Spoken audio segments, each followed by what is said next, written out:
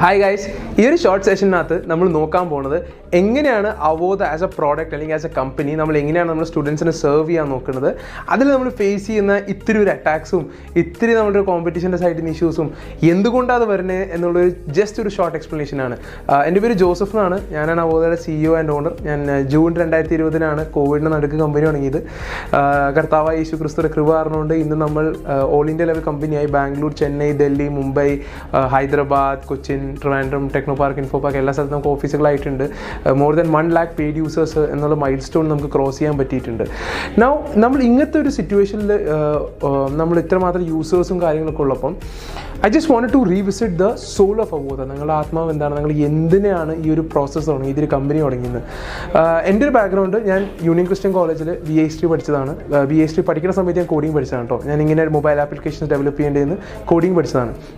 Now എനിക്ക് coding പഠിക്കാനായിട്ട് ഭയങ്കര എളുപ്പമായിരുന്നു. കാരണം ഞാൻ നോർത്ത് ഇന്ത്യയിലാണ് ജനിച്ചു വളർന്നത്. അതുകൊണ്ട് എനിക്ക് ഇംഗ്ലീഷും കാര്യങ്ങളൊക്കെ സംസാരിക്കാനും മനസ്സിലാക്കാനും എളുപ്പമായിരുന്നു. അപ്പോൾ എനിക്ക് യൂട്യൂബിൽ ഇത്തിരി വീഡിയോസ് എല്ലാം കണ്ടപ്പോൾ തന്നെ പിന്നെ ബാക്കി ഇത്തിരി ഡൗട്ട്സൊക്കെ ചോദിച്ച് വന്നപ്പോൾ എനിക്ക് ചെയ്യാൻ പറ്റി. പക്ഷേ അങ്ങനത്തെ ഒരു പ്ലാറ്റ്ഫോം പല വിദ്യാർത്ഥികൾക്കും ഇല്ല. അതായത് നമ്മൾ വെർണാക്കുലർ മീഡിയമിൽ പഠിച്ചു വരുന്ന വിദ്യാർത്ഥികൾ ഏറ്റവും വലിയ ഇഷ്യൂ എന്ന് പറഞ്ഞാൽ മെജോറിറ്റി നോളജ് ബേസ്ഡ് ആയിരിക്കുന്നത് ഇംഗ്ലീഷിലാണ്. പിന്നെ ഡൗട്ട് ക്ലിയറൻസ്, സംശയം വരുമ്പോൾ നമ്മൾ എന്ത് ചെയ്യണം, എവിടെ പോകണം. അപ്പോൾ ഒരു സ്കിൽ ഡെവലപ്മെൻറ്റ്, ഒരു മൊബൈൽ ആപ്ലിക്കേഷൻ ആവട്ടെ, ഹാർഡ്വെയർ ആവട്ടെ, ഒരു സ്കിൽ നമ്മൾ ഡെവലപ്പ് ചെയ്യാൻ ശ്രമിക്കുന്ന സമയത്ത് ഇറ്റ്സ് വെരി ഇമ്പോർട്ടൻറ്റ്. നമ്മൾ പഠിപ്പിക്കുന്ന ആളുടെ ഭാഷ നമുക്കൊരു കണക്ട് ഉണ്ടാവണം. നമ്മൾ സംസാരിക്കുന്ന ഭാഷ നമ്മളെ ഫസ്റ്റ് ലാംഗ്വേജ് ആയിരിക്കണം, പഠിപ്പിക്കുന്ന ആൾക്കൊരു പറയുന്ന ഭാഷ.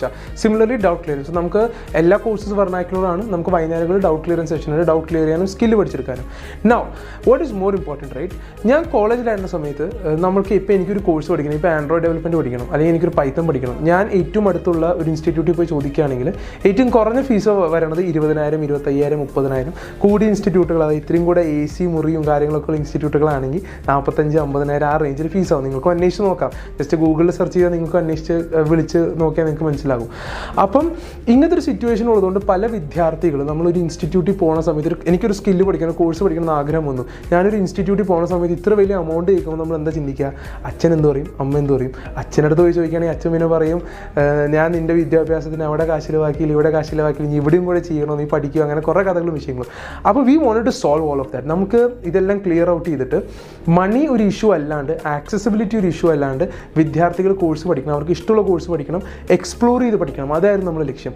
അത് ചെയ്യാൻ വേണ്ടിയിട്ട്, ആ ഒരു പർട്ടിക്കുലർ കാര്യം ചെയ്യാൻ വേണ്ടിയിട്ട് നമ്മൾ എന്താണ് ചെയ്തിരിക്കുന്നത്, നമ്മുടെ ഡിസൈൻ എന്താണ്. അവോധയിൽ നമുക്കിപ്പോൾ പ്രോഫിറ്റബിലിറ്റിയും കാര്യങ്ങളൊക്കെ മെയിൻറ്റെയിൻ ചെയ്യാനായിട്ട് നമ്മുടെ കോഴ്സിൻ്റെ ഫീസ് 12,800. ഹവെവർ ഇനിഷ്യലി നമ്മൾ 2,800 rupees കളക്ട് ചെയ്തിട്ട് ബാക്കി ഫീസ് വിദ്യാർത്ഥിക്ക് ജോബ് കിട്ടിയതിന് ശേഷം നമ്മളുടെ ത്രൂ അവൻ നമ്മളുടെ അടുത്ത് പഠിച്ച കോഴ്സ് സംബന്ധമായ ജോബ് കിട്ടിയതിന് ശേഷം മാത്രം അടച്ചാൽ മതി. Now what does this do? 2,800 എന്നുള്ള പ്രൈസ് പോയിന്റ് ആവുന്ന സമയത്ത് സ്റ്റുഡൻസ് ആ മണീനെ പറ്റി ചിന്തിക്കുന്നില്ല. ഇത് നമ്മൾ 2 രീതിയിലാണ് നമ്മൾ എക്സ്പ്രഷൻ വരണേ. ഒരു കാര്യം നിങ്ങൾ ആലോചിക്കുകയാണെങ്കിൽ ഇപ്പോൾ അവോധയിൽ 23 കോഴ്സുകളുണ്ട്. ചില കോഴ്സുകൾ ഹാർഡ്വെയർ കോഴ്സ്, ബ്യൂട്ടീഷ്യൻ കോഴ്സ്. ഇപ്പോൾ ഒരു ബ്യൂട്ടീഷ്യൻ കോഴ്സിനകത്ത് നമ്മൾ കൊണ്ടുവന്ന് ഇരുത്തിക്കുന്നത് ലൈവ് മോഡൽസ് ആണ്. മറ്റ് ഇൻസ്റ്റിറ്റ്യൂട്ടുകൾ പോലെ ഡമ്മീസ് അല്ല വെക്കണം, അല്ലെങ്കിൽ മാനിക്കിനോ അങ്ങനെയല്ല വെക്കണം, ലൈവ് മോഡൽസ് ആണ്. അപ്പോൾ ഒരു കോസ്മെറ്റോളജിസ്റ്റ്, ഒരു ബ്യൂട്ടീഷ്യൻ്റെ പോലത്തെ ഒരു കോഴ്സ്, അല്ലെങ്കിൽ നമ്മളൊരു മൊബൈൽ ഫോൺ എഞ്ചിനീയറിംഗ് പോലത്തെ ഒരു കോഴ്സ്, ഇവിടെ പ്രൊഡക്ഷൻ കോസ്റ്റ് ഭയങ്കര ഹൈ ആണ്. നമുക്ക് ഒരു മണിക്കൂറിൻ്റെ ക്ലാസ് കിട്ടാൻ തന്നെ it goes into the tens of the thousands, 10,000 കണക്കിന് രൂപയുടെ ചിലവാകും. പക്ഷേ സിമിലർലി ഇപ്പോൾ ഞാൻ പഠിപ്പിക്കുന്ന കോഴ്സ് ഡിജിറ്റൽ മാർക്കറ്റിംഗ്, അവോധയുടെ ആദ്യത്തെ കോഴ്സായിരുന്നു. അത്ര എമൗണ്ട് വരില്ല നമുക്ക് കോഴ്സ് ജനറേറ്റ് ചെയ്യാനായിട്ട്, പ്രൊഡ്യൂസ് ചെയ്യാനായിട്ട്. പക്ഷേ നമ്മൾ എല്ലാ കോഴ്സുകളും 2,800 ഇട്ടിരിക്കുന്നത്. കാരണം എന്താ? ഇനിയിപ്പോൾ എൻ്റെ പാഷൻ മൊബൈൽ ഫോൺ എഞ്ചിനീയറിംഗ് പഠിക്കാനാണ്. ഞാൻ അവോധയിൽ വന്നിട്ട് ഞാൻ നോക്കുകയാണെങ്കിൽ ഡിജിറ്റൽ മാർക്കറ്റിംഗിന് റേറ്റ് കുറവാണ്, മൊബൈൽ ഫോൺ എഞ്ചിനീയറിംഗിന് റേറ്റ് കൂടുതലാണ്. ഓട്ടോമാറ്റിക്കലി ഞാൻ കാശ് കുറവുള്ള കോഴ്സിലേക്ക് എനിക്ക് കൂടുതൽ ശ്രദ്ധ. അപ്പോൾ ഇതെല്ലാം മാറ്റി വെച്ചിട്ട്, കാശ് ഒരു പ്രശ്നമേ ആയിരിക്കരുത്. വിദ്യാർത്ഥിയുടെ പാഷൻ, നിങ്ങളുടെ പാഷൻ എന്താണ് നിങ്ങൾ ആലോചിച്ചിട്ട് നിങ്ങളത് പഠിക്കാൻ വേണ്ടിയുള്ളൊരു സിസ്റ്റം ഉണ്ടാക്കണം നമ്മൾ നോക്കി. അതുകൊണ്ടാണ് അവോധയിൽ ഇപ്പോൾ നിങ്ങളൊരു കോഴ്സിൽ ചേരുകയാണെങ്കിൽ free of cost 30% course completion തീരുന്നതിന് മുമ്പ് നിങ്ങൾക്ക് കോഴ്സ് മാറണമെങ്കിൽ ഫ്രീ ഓഫ് കോസ്റ്റ് നിങ്ങൾക്ക് ഒരു കോഴ്സ് ചെയ്യുന്നു. ഇപ്പം ഡിജിറ്റൽ മാർക്കറ്റിംഗ് എടുത്തതെന്ന് വെച്ചാൽ ഡിജിറ്റൽ മാർക്കറ്റിംഗിന് സൈബർ സെക്യൂരിറ്റി പോകാം, മൊബൈൽ ഫോൺ എഞ്ചിനീയറിംഗിൽ പോകാം. നമുക്ക് നമ്മുടെ ഈ 23 കോഴ്സുകളിലുള്ള ഏതെങ്കിലും ഒരു കോഴ്സിൽ നമുക്ക് പോകാൻ പറ്റും. So it is a way to find your passion. നമ്മൾ ഇതൊക്കെ ചെയ്യുമ്പോൾ എന്തായിരിക്കും ഇഷ്യൂ വരുന്നത്? നമ്മളുടെ ഇൻകംബൻസ്, മാർക്കറ്റിൽ ഓൾറെഡി ഉള്ള ബിസിനസ്സുകൾ അല്ലെങ്കിൽ ഇൻസ്റ്റിറ്റ്യൂട്ടുകൾ നോക്കാം. നിങ്ങൾ ജസ്റ്റ് ഒന്ന് ഗൂഗിളിൽ സെർച്ച് ചെയ്ത് 3-4 പേര് വിളിക്കുകയാണെങ്കിൽ മനസ്സിലാവും. ഹൈ കോസ്റ്റാണ്, 20,000 30,000 ആണ്. അതേ കോഴ്സ് ക്വാളിറ്റിയും കരിക്കുലും ഹയർ പ്ലേസ്മെൻറ്റ് റേറ്റ് അവോധയിലുള്ള സമയത്ത്, അത് നമുക്ക് 2,800 പ്രൈസ് പോയിൻ്റ് ഉള്ള സമയത്ത് നാച്ചുറലി നമുക്ക് എനിമീസ് ഭയങ്കര കൂടുതലായിരിക്കും, ശത്രുക്കളുടെ എണ്ണം ഭയങ്കര കൂടുതലാണ്. അപ്പോൾ അതുകൊണ്ട് നിങ്ങൾക്ക് അത് ശത്രുക്കളുടെ എണ്ണം കൂടുതലാണ് നിങ്ങൾക്ക് നമ്മൾ ജസ്റ്റ് ഇത്തിരി വീഡിയോസ് നോക്കിയാൽ അല്ലെങ്കിൽ അതിൻ്റെ ഒരു കമൻറ്റ് സെക്ഷനിൽ നോക്കുകയാണെങ്കിൽ മനസ്സിലാവും. പക്ഷേ ഞാൻ ഒരു സജഷൻ മാത്രം പറയും ആ കേസിനകത്ത്, വളരെ സിമ്പിൾ സജഷനാണ്.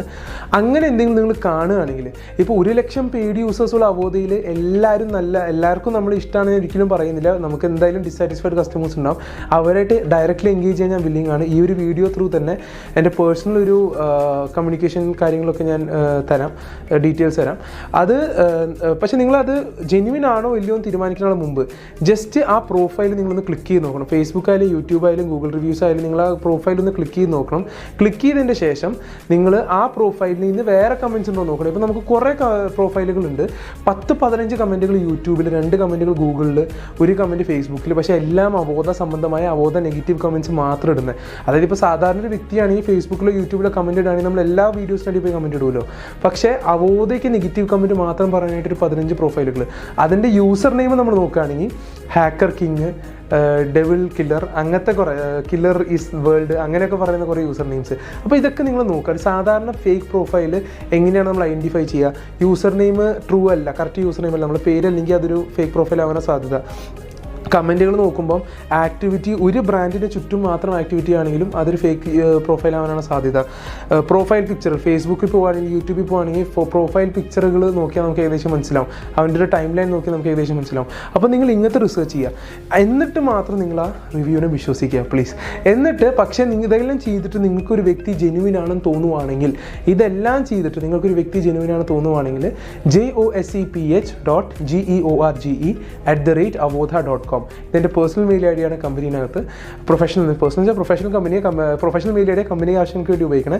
ജസ്റ്റ് എൻ്റെ മെയിൽ തരാം, അതിനൊരു സ്ക്രീൻഷോട്ട് എടുത്തിട്ടോ അല്ലെങ്കിൽ ഡീറ്റെയിൽസ് എടുത്തിട്ടോ അതിലേക്കൊരു മെയിൽ അയക്കുകയാണെങ്കിൽ ഐ വിൽ പേഴ്സണലി, ഞാൻ Avodha CEO I will personally engage with that person. ആ വ്യക്തിയായിട്ട് പേഴ്സണലി എൻഗേജ് ചെയ്തിട്ട് നമ്മൾ ഇഷ്യൂ റെക്ടിഫൈ ചെയ്യാൻ നോക്കും. Alright guys, stay safe and stay alert online. Okay, so thank U.